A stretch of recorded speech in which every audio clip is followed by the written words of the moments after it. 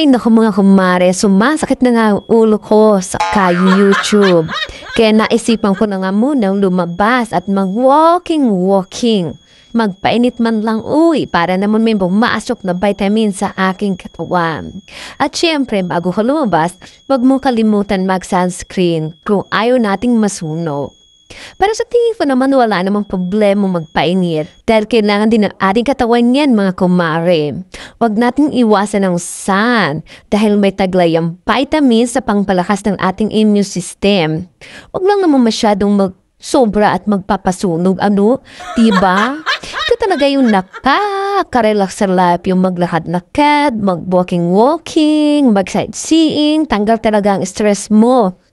Dahil sa natural na nature. Anyway, Mare, ang kulay bumabalik yan, pero ang oras hindi na.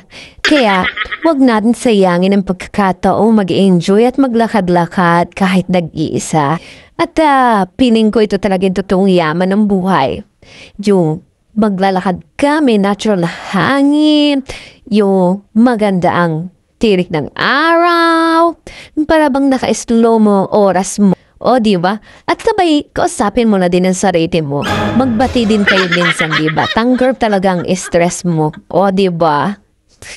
At matapos na nga akong maglakad-langad, mga kumare, at plan ko nga din na maligo ngayon sa swimming pool.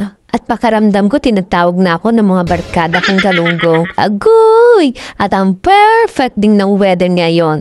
Mainit at hindi maulan. Tamang-tama sa paglangoy ko at mag-relax. Kaso hindi yata tayo makakapag-relax kung ang tao sa pool ay parang may reunion.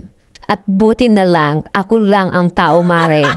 Papakitaan ko sana kayo ng akin mga skill sa paglangoy. Agoy, masyado palang mababaw. Hindi tayo pwedeng mag-back dive.